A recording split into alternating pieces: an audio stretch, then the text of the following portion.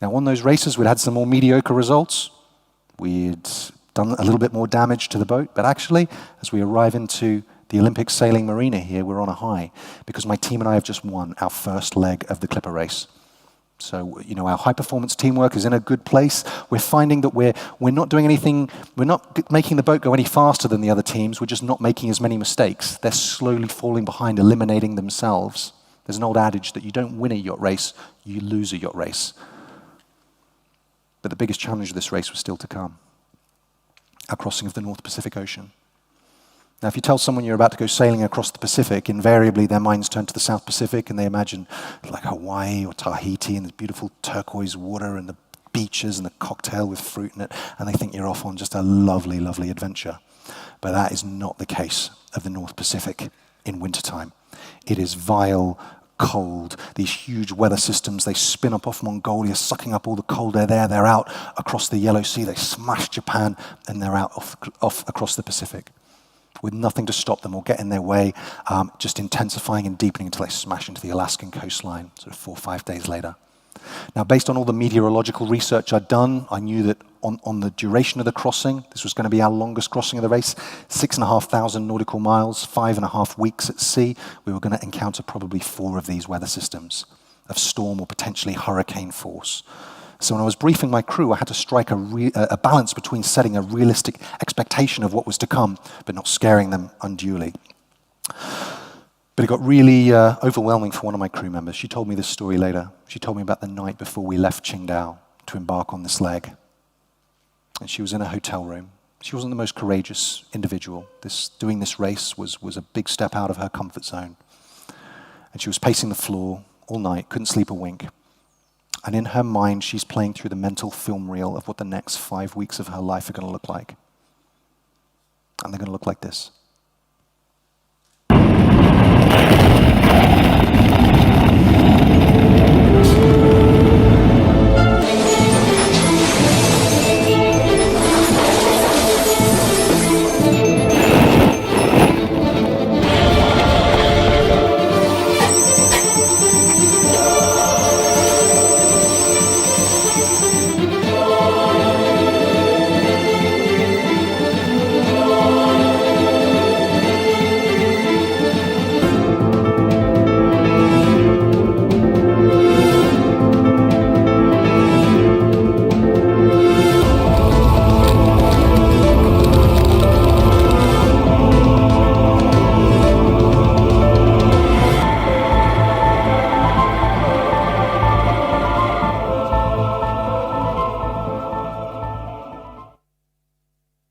We're leaving Qingdao, this huge Chinese spectacular send-off as really only they can do.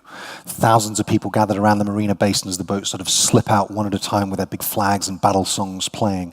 And the same crew member of mine, she's pacing again on the pontoon next to the boat in floods of tears, torn between her dream of sailing around the world and her fear of the leg to come. And it got to the point where we were the next boat to leave, and we had a bag and passport there and said, you have to make a decision right now because you're coming with us or we're giving you this stuff back. And it still chokes me up thinking about it, to see the tears running down her face, and in that moment she found some courage inside of her, and she held a hand up like that, and someone grabbed it and pulled her on board.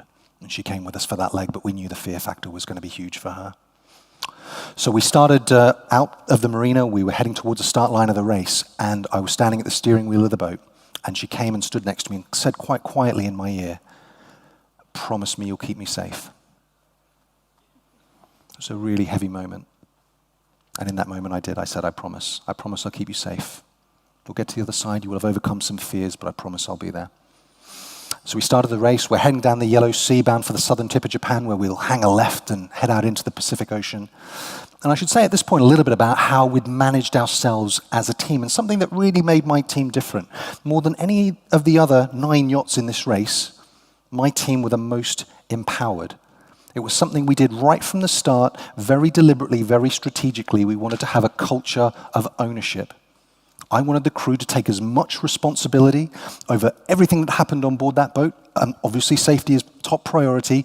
And we were starting to see 3 huge benefits of that. The first was it was motivating.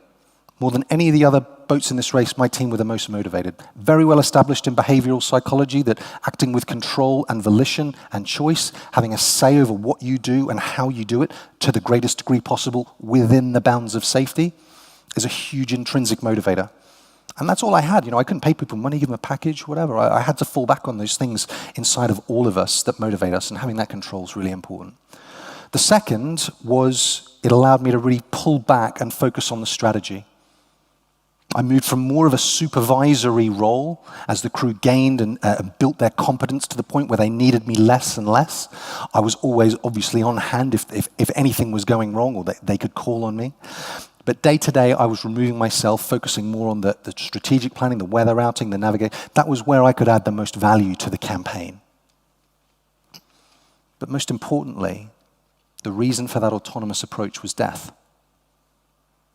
Because I had to be sure that at a minimum, at an absolute minimum, my crew could sail that boat to a safe port of call from anywhere in the world in the event that I was killed, incapacitated, or washed over the side. Now, that's a really scary thought, but it's one that every skipper and every captain of industry, I would argue, needs to take seriously. What happens if you're the single point of failure? You're suddenly removed. Can this team get itself at least in range of safety? And for me not to do that, for me to keep a tight hold on the control strings, all decision-making gets routed through me as the authority figure, would actually be to selfishly rob them of the ability to get themselves to safety should the worst happen to me. And by my way of thinking, that would be an incredibly negligent thing to do. So those were the three benefits for the highly autonomous ownership culture that we had. We sped around the southern tip of Japan and out into the Pacific, and the first one of our North Pacific storms was upon us. To imagine what it's like in a North Pacific storm, imagine driving down the motorway in your car, 120, 130 kilometers an hour, through a blizzard. Windscreen wipers are on their fastest setting, but still the visibility is poor. You can feel the car kind of getting buffeted by the wind. Now imagine opening the sunroof, clipping yourself on to a strong fixture, and then climbing out onto the roof of the car. That is the same feeling of climbing up the companionway ladder, opening the little plastic hatch and climbing out onto the deck of Spirit of Australia in a North Pacific storm. It is vile, cold, terrifying, and the wind just whips the sleet and snow at your face with stinging force. But despite all of that, we were still racing. We were being as safe as we possibly could be within these conditions. We changed down from our big racing sails to our tiny little storm sails, these bulletproof pieces of canvas designed to withstand kind of anything you can throw at them. And we were just making headway into this storm. The problem is that we were being very quickly overtaken by another boat in the fleet. In fact, it was our main rival, a boat called Hull and Humber. Every 6 hours, they were taking 15 nautical miles out of our lead, which in ocean yacht racing terms means they were absolutely creaming us. And in another 6 hours, they would be ahead of us, and they would now be in the lead of this round-the-world race. So I was torn. The competitive skipper in me said one thing, we need to match these guys, we need to put some more canvas up, we're just throwing our lead away for nothing. The conservative skipper, the safety-minded skipper in me said something else. We're doing the right thing. And I bounced this idea off my crew member. In fact, he was my youngest crew member, 17, but a wise head on his shoulders. And I said, what do you think? And he said, Brendan, if Hull and Humber are pushing as hard as they are in these big conditions, they're going to break something. Just like we did, they'll break something. And I said, you're right, you've convinced me.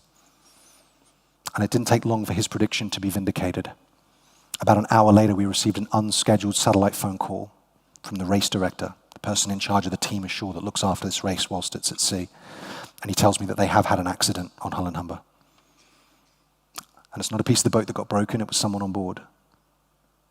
But it wasn't just anybody, it was their skipper. Their skipper, a guy called Piers Duden, huge respect for him, fantastic sailor, was up on deck, taking charge. They were doing the maneuver that we'd done hours previously, changing to our storm sails, when the boat was knocked down. So again, boat hit on its side, rolled over in the water. Looks like this.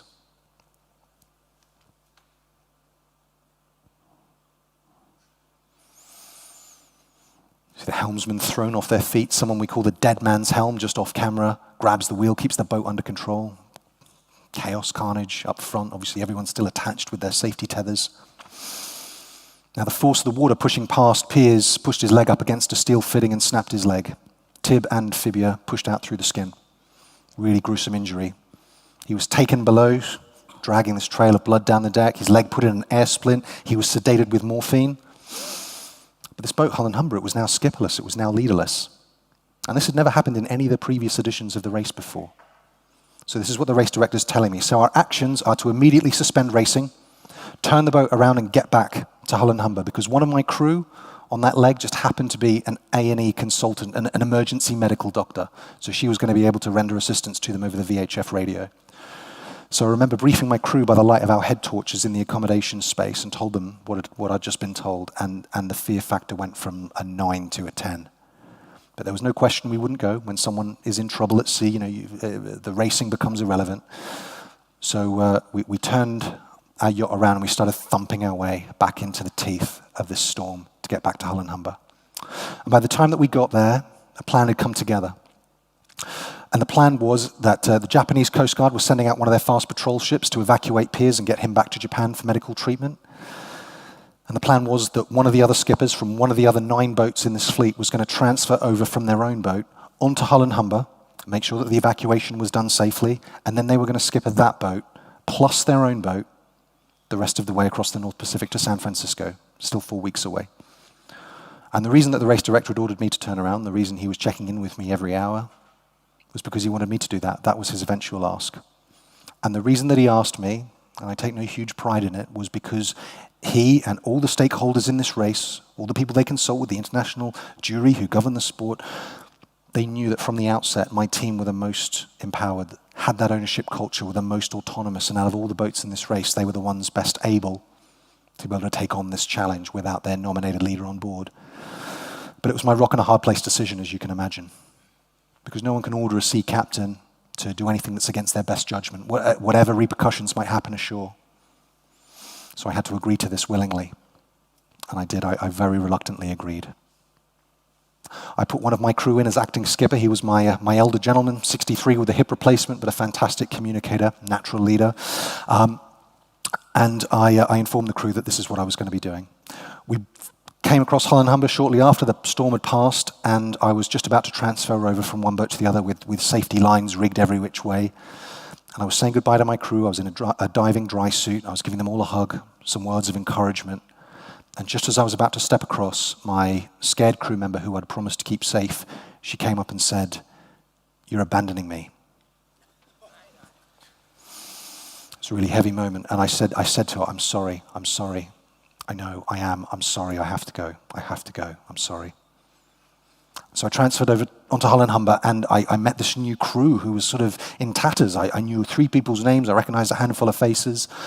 I went and saw Piers. He was bearing up well. The morphine was still working. The Japanese Coast Guard arrived shortly afterwards, evacuated him onto the ship, textbook maneuver. And then I was left. And what I really remember, really vividly, was looking back at my own boat from the outside. It seemed weird to be looking at it from outside. And the crew were all there, and they're way there, and they're having some dinner, and they're giving the thumbs up, and they didn't seem to miss me at all. Which was great, because it meant I'd got them, hopefully, to that place where they could sail the boat completely autonomously, or I knew they could, actually. But I knew also that this was the biggest challenge that any of us were ever going to face.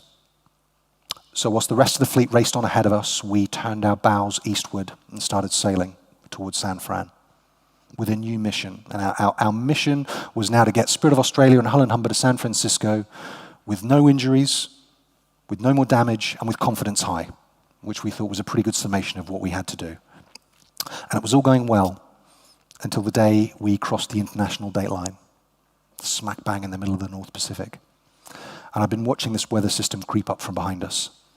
The first day I saw it on the little black and white synoptic chart that we were emailed, it was a little punchy, little low pressure system coming towards us. Could go north or could go south, and it was rated as a gale. The next day I saw it was a bit deep, a bit more intense, looking pretty scary now and heading straight for us, and it had been upgraded to a storm. And then this day I'll never forget, just double-clicking, looking at this innocuous black and white picture on the screen, and this thing has become a behemoth. The deepest, most intense low-pressure system I've ever seen. And the abbreviations next to the center of it read HRCN for hurricane. I still get tingles now just thinking about how that made me feel at the time. Hurricane force winds in the middle of the North Pacific, with about as far from land as you can get in any direction, with 2 crews nominally under my command, how I was going to keep them safe. I mean, to say I was worried would be the most epic understatement. We got as ready as we possibly could be. We went through all our disaster planning scenarios, we opened the training manuals, we just refreshed our minds on all of these disaster scenarios that could befall us, man overboards, dismastings, abandoned ship. We got all the equipment that we would need ready, we assigned roles, we did absolutely everything we could, and then waited. And then darkness descended on the seascape. And the waves, I'll never forget the waves. As this hurricane began to bare its teeth at us, they would just get bigger and steeper. The whole boat tilting forward and forward and forward as the wave picked us up from behind. And then with a shunt, it would begin surfing. 32 tons pitching forward into darkness with no idea what's going to happen at the bottom. And the danger is the boat surfs down the wave, it loses control, it turns side on, and then the wave you've just surfed down rolls the boat right over in the water, completely inverts it, possibly drowning the crew up on deck. It was the job of the 2 people on deck, the helm and the dead man's helm, to just keep the long axis of the boat pointing down the wave. That was all they had to do. Everyone else was inside the boat, lashed into their bunks. It was terrifying, and then we started getting knocked down at the crescendo of this hurricane, probably once every 25 minutes, just like you saw in the video there. And it was after the first of our big knockdowns that I went to the heads, and I felt this strong psychosomatic reaction I've never had before. And I was violently sick, just vomiting out of sheer worry, convinced that one of my crew was going to die tonight. The boat struggles back upright. I come out of the heads. I run up to the companionway ladder, look out. The 2 crew are still attached to the boat. They kind of give me the thumbs up. And the radio rings. And it's my own boat, Spirit of Australia, someone asking me, are we going to get through this? Are we going to survive this? And I tell them, yes. We are going to get through this. Just drive the boat straight, drive the boat straight. And what I didn't have to say was, and hope for the best. And maybe, yes, maybe it's fatalistic. But if there was one of those waves out there with our name on us, with our name on it, it was going to get us and roll us over. We couldn't see it. We couldn't avoid it. We were there. All we could do was react. And then the satellite phone rings again. And it's the race director who tells us that one of the yachts ahead of us, who's starting to experience the worst of this hurricane, has set off its EPIRB, its emergency beacon. Now, these beacons are only ever set off in the most dire emergencies. The boat's broken its back and starting to sink. It's caught fire. Someone's dead or dying with some grievous injuries. As anyone in the offshore industry knows, the EPIRB doesn't say what the problem is. It just says, this is where we are. Everyone come and help us. So the race director tells me this and tells me to divert our course and head towards the location of this beacon because we are upwind and we can still get them. The other boats would have to turn around to get there. A search and rescue plane is flying south from Alaska, the US Air Force, to investigate, and several container ships in the area have been diverted to also go to the location of this beacon. And by the time that we get there, this is what we found. One of our competing yachts, a yacht called California, has happened exactly as I described it. Surfed down a wave, rolled over, completely inverted. The crew held underwater for about 40 seconds before the boat rights itself. The mast, which is never designed to withstand that kind of force, just buckled, snapped, sank to the bottom of the Pacific. The crew had to leap into action, cut it all free. Now, California were in a bad way because they had no rig, they had no sails, no way of propelling themselves other than with the engine inside the boat. But of course, they didn't have enough diesel on board to get to the other side of the Pacific. So the plan is that they would join my convoy, and we worked out that between us, if we were really conservative with our diesel, we gave every last bit to them that we didn't need. We had just enough between us to get them the rest of the way there.